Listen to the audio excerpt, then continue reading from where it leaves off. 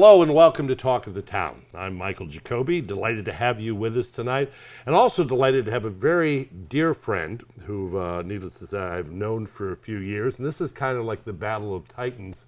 Mr. San Jose meets Mr. Los Gatos. Oh, are you Mr. Los Gatos? Are you Mr. San Jose? Sal Pizarro from the Mercury News. How are you, buddy? Oh, great. It's wonderful to be here. It's good to see you. I will start by asking you a question that, when asked of me, I have not been able to come up with an adequate answer.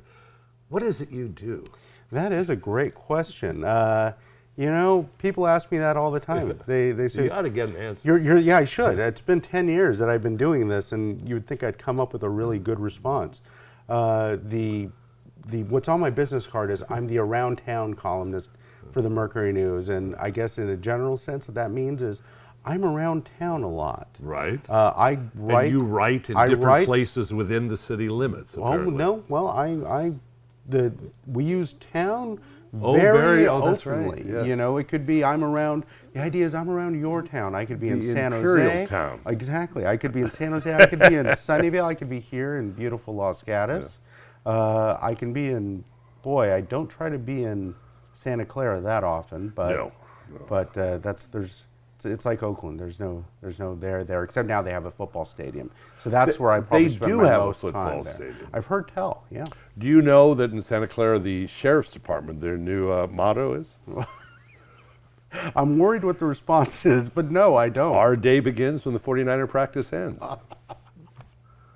But no, so I write a column for the Mercury News. It appears 6 days a week around town.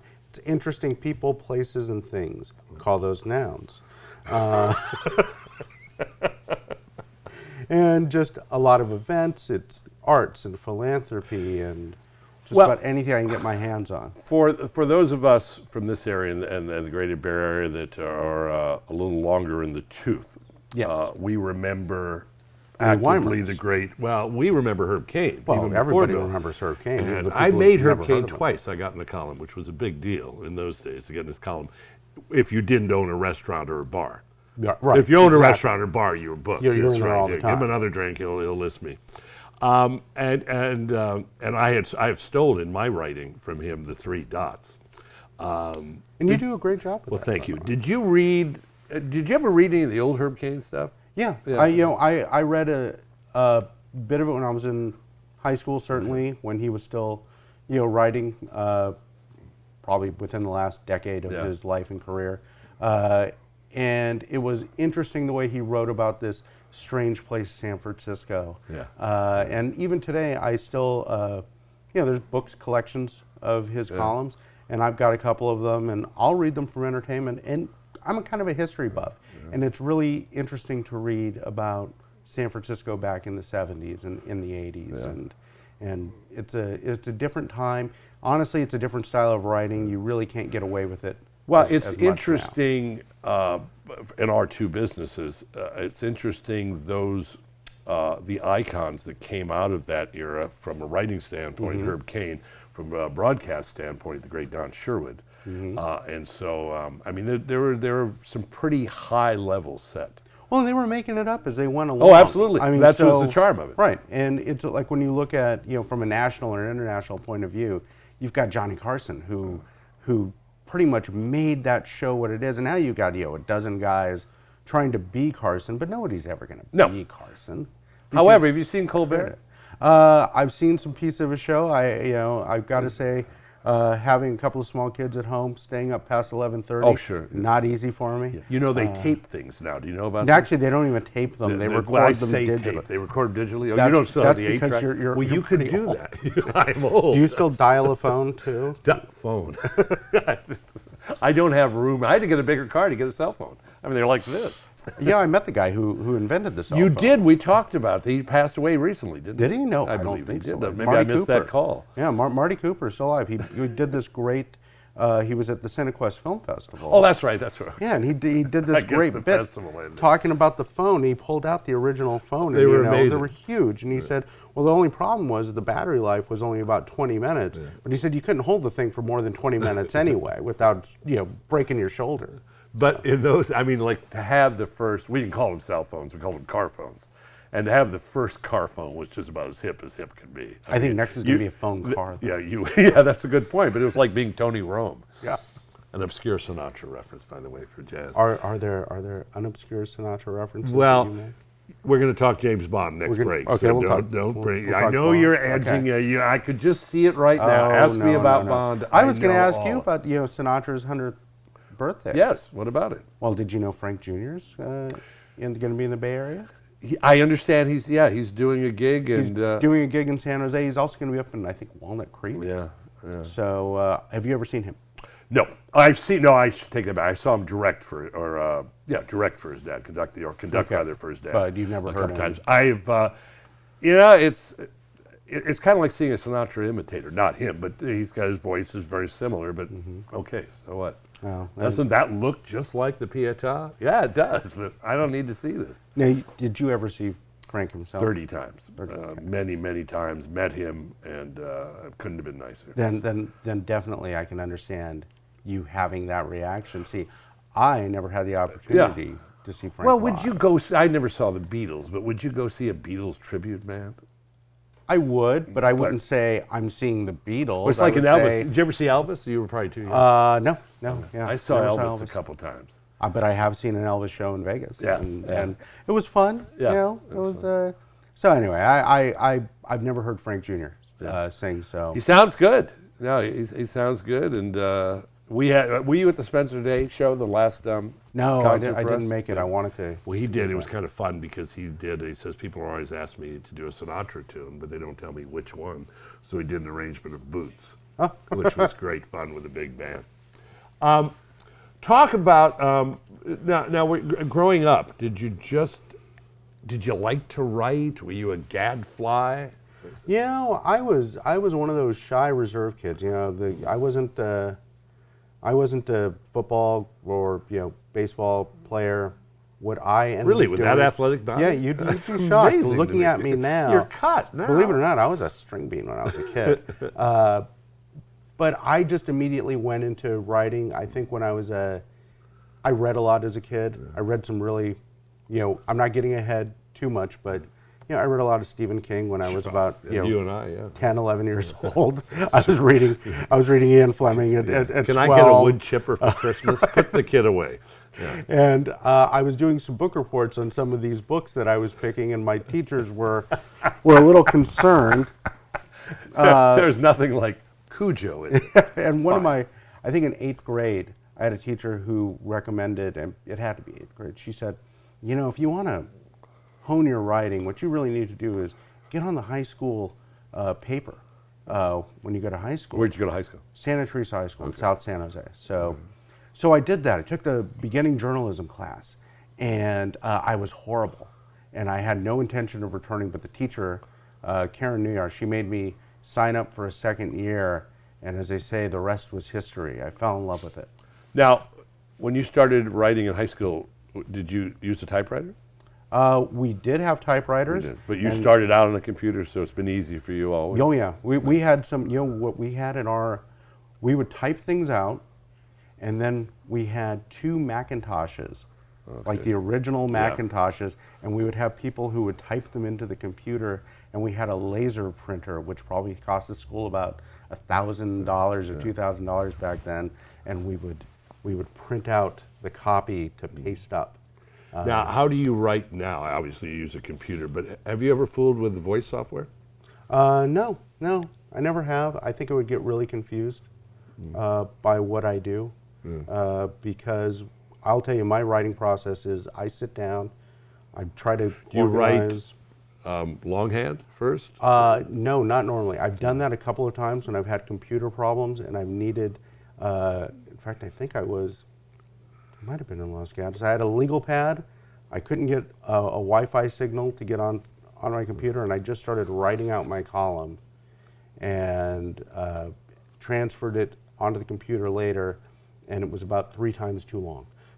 I can't write cursive. If somebody asks me to write a sentence, I have to print it. I have no idea, and I've tried it.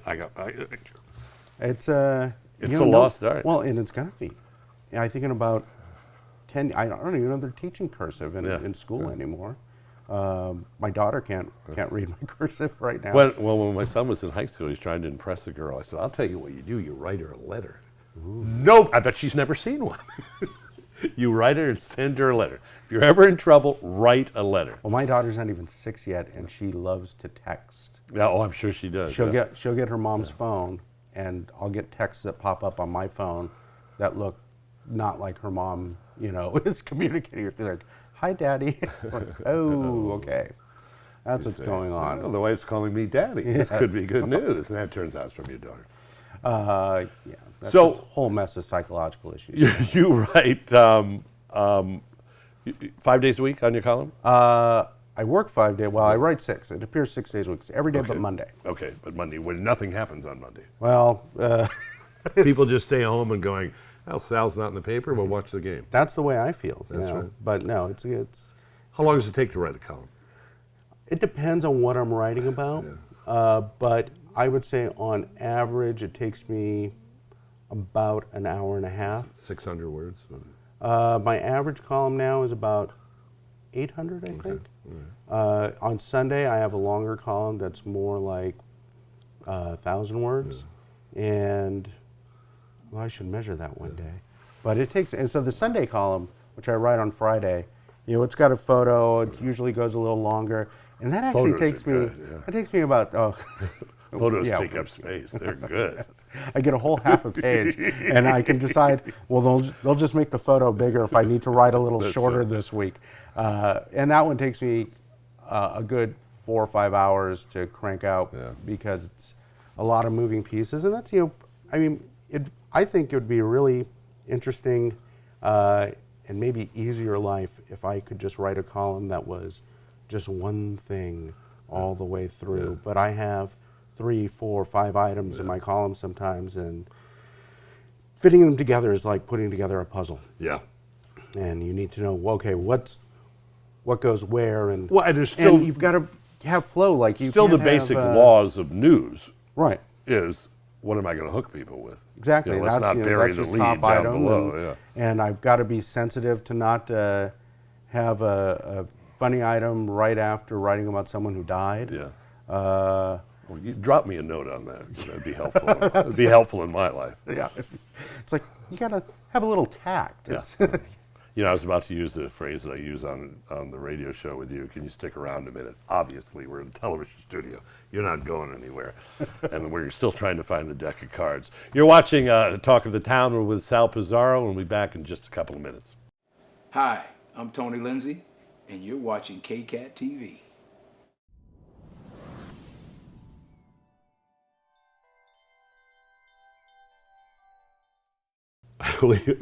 Welcome back to Talk of the Town. We need to do this again because no, we're not going to stop, but the production guys are going speed, speed, speed, and you and I both went orange whip, 3 orange whips. And Google it, folks. It's the Blues Brothers. One of your soft spots in your heart is for challenged children, and you do a lot of work with them. Oh yeah, I volunteer my time. Mostly as an MC or however I can help out.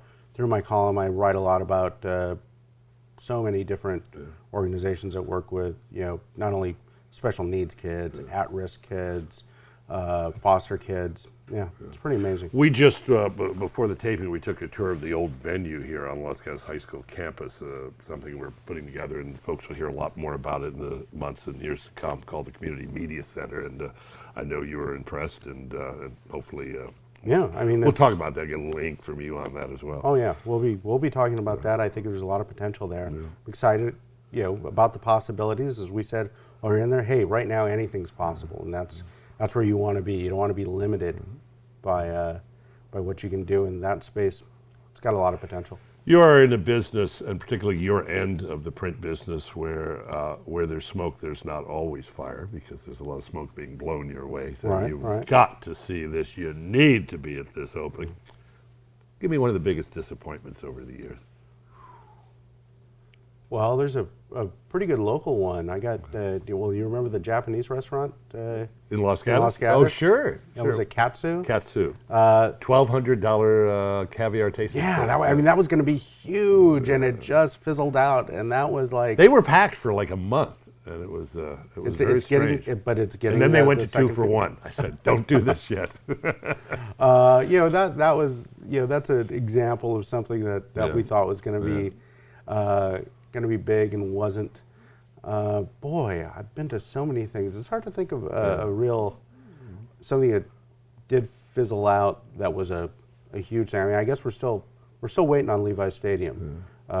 What have you been to the stadium? I've been to the stadium. I've never actually seen a game there. Oh, though. did you take the tour? The tour is really interesting. Taking the tour, I've been to the museum. I've been to a number. Part of their, I don't know if it's their just general philosophy or something that's been mandated by their agreements with the city, is they have to have a lot of nonprofit events there. So for the first year that it was open, I was probably getting invited to Levi's Stadium once a month to go to a different nonprofit event, and the nonprofits love it because everyone wants to go to see the stadium. I would say by the 5th time I knew my way around, people said, "Wow, you must come to a lot of games here." I said, "No, I've never seen anyone actually on the field." What a great place for Jazz on the Plaza to do a remote. Yeah, we should do the show, guys, from Levi's Stadium. That's a good idea. Like Do it on the 50 during a game. Kaepernick will roll out the other direction. It's not going to make that big of a deal. So obviously, you get a lot of your ideas from people that write in. Oh yeah. But God, it must be awful to be at a cocktail party. Oh, Can you write? Give me a little ink. No. I mean, it's got to be. I say awful is a strong word. It goes with the job. Well, it's good because it means people want to be in your column. People want to be in my column. They recognize what I'm doing as an important way to get out information. I think one of the best things is that I get to write the good news. Yeah. I'm not covering fires or deaths in the jail or anything like that. And if there's a death, it'll be lower in the column, by the way. Well, and no joke after it. No, right. I know. I remember and you've got, I don't have to write about a big company laying off 30,000 people. I get to write about things that people hopefully want to read. That's funny, informative. But yeah, when I'm out, my wife and I joke that if we want to go out for a date or just get some time where I can relax, we actually have to leave the county. We can't go to dinner in Los Gatos. We can't go to dinner in downtown San Jose. We have to get to well, I'm not going to say where our secret place is, because then people will follow me there. But so I keep a notebook print, the print medium, is it dead now, or will it be dead within a year? Well, when you talk about print newspapers, I like the way you phrase that. Is it now, or will it be just very soon? My philosophy is the death of print is a little exaggerated. So. Print is, as a medium, I like to compare it to LP records. There will always be music. There will always be and there will always be news. Yeah. People used to listen to LPs; they were huge. Then the cassette, deck came in. Then the CD seemed to kill the LP, and then digital is kind of killing the CD. But now you've got people who love the sound of an LP record, and you've got record shops. Young people especially love. But it's all boutique. It's very niche. Right. I mean, there will be newspapers. And that is where newspapers will go. Ultimately, there will always be a New York Times. I predict big papers like the New York Times, Wall Street Journal, I don't think they are ever going to go away from a print point of view. But by the time I'm, say, your age... Really? I think getting a newspaper. If you're going to live that long, I suggest you take better care of yourself. Oh, well, it's work for you. I'm 38 years old. This is awful. By the time I'm your age, I think print newspapers are going to be a niche product that if you want it delivered to you, it's probably going to cost you $5, $6, $7, but it's going to be a better product. It's not going to rub off on your hands, but it's going to have everything you want. So I think there will still be a place for print, but sometime in the next 10 years probably maybe a little bit longer, maybe a little less, you're going to see more and more newspapers going digital only, because it's just, once you eliminate the printing presses and the trucks and all of that, you cut down on overhead. Quite frankly, two of the biggest success stories in journalism right now are Bloomberg and Reuters. Yeah. They cover business news, but they don't have newspapers. Right. They're the old wire services. And because they don't have to worry about distribution, they can spend money on reporting. But isn't so much of it habit and what people enjoy doing? For instance, newspapers, I think because people don't these days or haven't read newspapers cover to cover. So I think it's an easier transition to do it online. Whereas I don't think Kindle has made the impact, books online, as much as news online, because people like the experience of holding a book. Yeah, and and some people like the experience of holding a newspaper. Sure. And the thing, and you're right about it being a habit. I mean, one of my jokes that's sadly true is people say, well, how's your subscriber base doing? And I say, well, our subscriber, we aren't losing subscribers, they're actually dying. Yeah. What's happening right now is, in years, decades past, when you were a young person and you settled in and you got your job and you got your apartment and your house, one of the first things you did was you got a newspaper subscription. Sure. That's not happening anymore. Young people are migrating online for news, and so as our subscribers who are, habitual newspaper readers get older and die or move away to their retirement homes in Boca or wherever they're going, we're not replacing them with the next generation of newspaper readers. The number of people in, say, the last 5 years you've been writing, as opposed to the first 5, that have said to you, I saw your column in the paper, as opposed to the few that would say it early, I saw it online. Has that flip-flopped?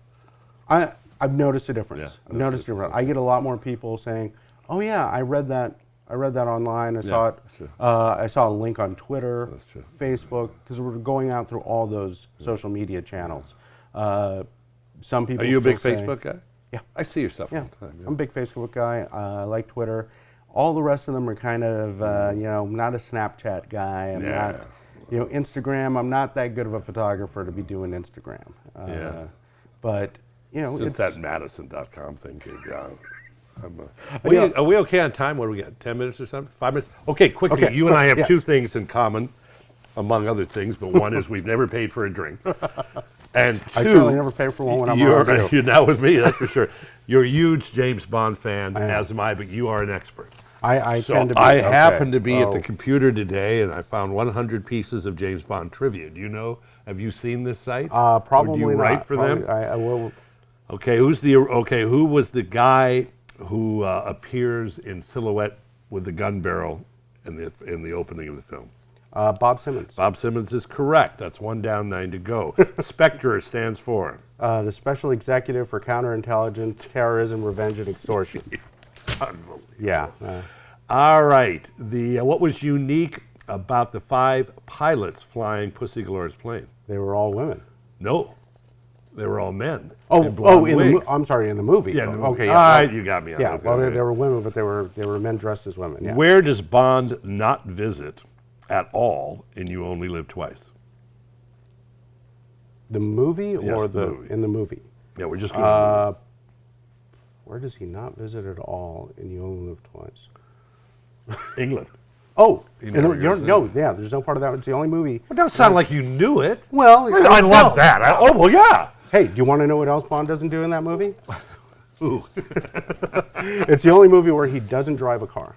Is that right? Yeah. Okay. Who was the youngest actor to play James Bond? George Lazenby.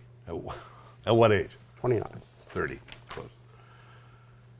What was the first Bond film not to feature Q? That's kind of a trick question. All right. Because, I don't know if we have time to go into it, but Dr. No technically didn't have Q. It had a character called the Armorer. Yeah, and which morphed into Q. Right, and then Live and Let Die was one that Desmond Llewellyn couldn't do. You're absolutely right. Who was the only singer of a Bond tune that actually appeared in a film? Sheena Easton. You are amazing. Who was originally considered for the role of Octopussy? We still okay time-wise? Get through. Yep, you got me. Faye there. Dunaway. Faye Dunaway. Wow. Okay. Now this is really good. You probably know this, but who was a martial arts instructor? You know where I'm going on this? On Never Say Never Again, and broke Sean Connery's wrist while teaching him a martial arts move. David Prowse? Steven Seagal. Really? Isn't that interesting? That is interesting. I didn't know that. Wow. Where did Ian Fleming get the name James Bond from? Birds of the West Indies. It was a book he had in Jamaica. All right. This is for all the money. All the money. All the money. Okay. The first actor ever to play the James Bond character on screen was actually an American. Yes. And do you know who it was? Yes. Who? His name was Barry Nelson. Who also played the Westerner. And who also was the captain, the co-pilot in what famous disaster movie? Concord? Or the airport. The first airport next to Dean Martin. The other one was Concord next to me. Yeah, well, we're going to crash, baby. A good job. That was very well, thank you. good. I'm glad there was some I missed, because And otherwise, Connery wore a toupee in every film. pretty much, yeah. He had some sort of hairpiece in every film. He's still alive? Is he doing anything? Still alive. He's retired. He's retired. You know, he hasn't done a movie in something like 12 years. He's living in Europe and goes to tennis and Plays golf. and is a happy boy. The next Bond comes out Spectre comes out November 6th. November 6th. I'll be We're there. excited about that. Folks want to reach you. They have some information on nonprofits that you maybe would like to get a link on. Yeah, you can reach me, spizarro at mercurynews.com. That's SPIZARRO. And of course, if you go to the mercurynews.com website, we've got a link to email me directly, I'm sure. Dank Thomas used to say, when he was at St. Jude's, that there are two types of people in the world, those that eat well and those that sleep well. What you do, and the people you do it for, you should sleep very well indeed, my friend, because Lord knows you eat fine. Sal Pizarro, joy to see you, buddy. Great to see you. That's Talking the Town. We've, next few weeks and months to come, Joe Brzezinski, the local, who's on our board, and also a local celebrity, raconteur and former council person, will be here. We'll be talking to Matt Frisbee, the chief of police. Coach Mariucci is supposed to be in later in October. So if you've ever got any ideas, just drop us a note here or drop him a note and he'll get back to us. As always, thank you for joining us. I'm Jacobi. I'll see you soon.